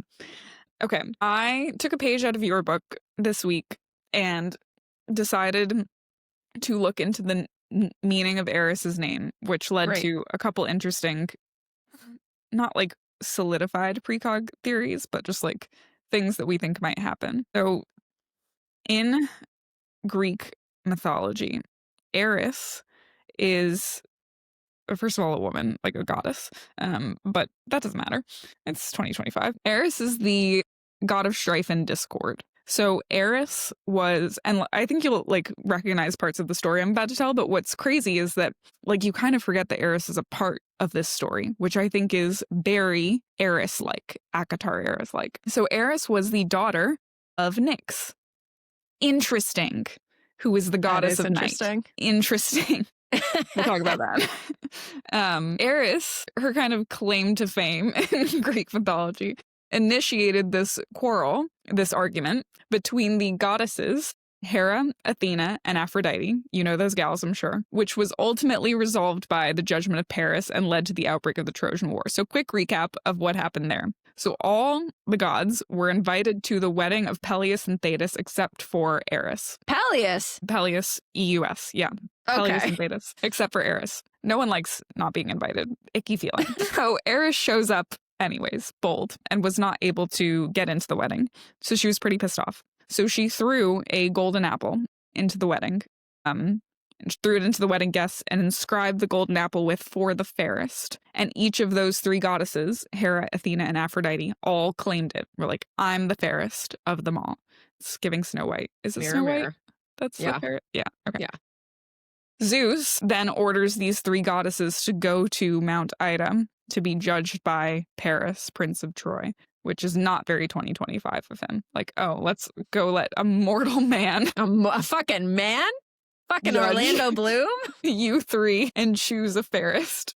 But that's what happens. So Aphrodite basically bribes Paris and offers him Helen. So Paris chooses Aphrodite. The Trojan War then started because Helen was famously married at this time to Menelaus, who was the king of Sparta. So obviously this was never going to go over well. Literally caused a war, and everyone kind of forgot that Eris started it. But she did. So, interesting things we can take away from this. One, Eris might be stewing something much more chaotic or steering us in a direction than what we've already seen with Briallyn, right? He might be wittingly or unwittingly about to kick off a series of events that cause a conflict potentially related to his upcoming bid for the throne, but seems to be could be working on, based on his namesake, a series of events that lead us down a path. And we might not even notice that he's the one who's putting these things into place if we don't look very, very carefully. Two, he might have more of a connection to the Night Court than we could have imagined, seeing as Eris is the daughter of Nyx, who is the goddess of night. And maybe that's the reason for, we talked about Autumn potentially, Autumn in Midgard has crossed with Avalon. Has that happened ever in Prythian? Like, is that the reason for, like, Baron looks like no one? Yeah, he's got brown fucking hair. Baron has brown hair and brown eyes. Nobody else in Autumn Court nobility has that. Is that the reason for Baron's coloring? Maybe shittiness based on what we know about Rhys's father? Like, does Eris have more of a connection to the Night Court, either through lineage or otherwise, than we thought? Don't know. But his namesake alludes to that being a real possibility. The Pre-cog next episode is about Nyx, so I don't know how much I want to get into it. I'll just leave it there. I think that Nyx is a character we need to think a lot about. A lot. Yeah. Yeah. What is this child going to be? Feyre has the power of all seven courts, and Rhys is God knows what. High Lord. Every High Lord, Valg, Asteri, potentially, Starboard for sure. Every High Lord plus a heaping dose of whatever the fuck Rhys has, plus wings. Nyx is going to be a huge fucking player. Gotta be. I just don't know if we're going to get that story. But anyway, all right. You heard my add it to the note. Sergi Mass, are we getting Nyx's story? Is that what the next series will be? I mean, I hope so. I don't know. I think it's going to be a different world. My only other thought, when you brought the, and again, this is just a connection, not a precog, but just our last Eris thought. When you mentioned that Eris can handle the blade, we know that Deanna's power is what is in the blade, right? Through Nesta, because Nesta took Deanna's power through the cauldron. Deanna's power is in the blades. They glow with moonlight. Deanna has hounds. That's like, traditionally she has hounds. Yeah. Okay. So like, is Eris also somehow connected to Deanna? I don't know. Perhaps. I'm so curious what you did for next episode, because my prep didn't touch on this at all. Well, I don't know. Like, it's not that crazy. Just Deanna has, Deanna hunts. Deanna hunts. Yeah. Like, spoiler, guys, next episode, we're going to talk about how Deanna hunts, and so does Eris. Yeah. Okay. All right. Eris loves a hunt. Do we want to do Reading Corner? Do we want to talk about Brimstone? We don't have to. Everyone's already too much about Brimstone. It. Talk about spoiler free, high level. Although if you're listening to this, you've probably read it. We're not going to assume that though. Spoiler free. We'll be good stewards to our. What do I want to say about this book? Now I'm thinking. readers. What do you want to say about this book? You're rereading it. I think I try to be honest, both honest and fair about how I feel about books after I read them. And my honest and fair reaction to Brimstone, I've thought a lot about this, is that after I read, I tend to have like gut reactions to books, and then I have reactions to books after I stew on them for a while. And my gut reaction to Brimstone was, what did I just read? But I've had that reaction to books before, and when I sat with them more, I appreciated them much more. And so that's why I told Abby this. I don't know whether anyone caught this at the beginning of the episode or whether we edited it out, so I'm just going to say it again. But I finished Brimstone, and I said, okay. And I turned right back to page 1. It's like, we're doing it again. And I will also say, specifically for Callie Hart, I read Quicksilver the first time and did not appreciate it anywhere near enough as like compared to what I did on my reread. Yeah. So, like, I won't lie. My first reaction was like, what did I just read? But, like, I actually don't feel like I can properly react without sitting with it because it was so much information. Yeah, I agree with everything you said, and I will reread it at some point. But I will tell you that what I did when I finished Brimstone is restarted Quicksilver because I was like, in theory, she is laying these plot points out early. Yeah. And I don't want to bash authors. We're only on book 2. I don't know where she's going to take us in book 3. It's possible she could take us somewhere really cool. But there's inconsistencies like immediately. It's immediately seems like she wasn't actually laying groundwork here. She was just kind of like making it up as she went along, which doesn't mean it's bad, but it felt a little like rushed. And I know she turned this book around really quickly. And I know there was a lot of pressure on her. And like, I still thought it was a really enjoyable book. I had a great time reading it. It was super fun. It was a really fun book, but it didn't feel carefully plotted, I guess is my critique of it at this point. But I am happy to go back and reread it. And like I've said before, like, you know, kind of the first time I read books, I'm just in it for the romance. But like, there wasn't even really much to grasp onto in that aspect either here. Like there was no tension with the relationship. Have ups and downs in this book. Like, right. It was, I don't know. So I struggled with it. I will reread it. Parts of it were super enjoyable, but I'd be lying if I sat here and was like, oh yeah, I have to reread this book. I think I missed so much. Like I'm not feeling super compelled to do that other than I felt like that ending was kind of like, what did I miss? But not in the way I felt with Onyx Storm, you know, where I was like, I know if I go back and reread this, I will find the breadcrumbs. I know that there is a path here. Yeah. That's not how I felt about Brimstone. With Brimstone, I kind of felt like, okay, she just made random decisions and there's no way I could follow that. You know what I mean? Yeah.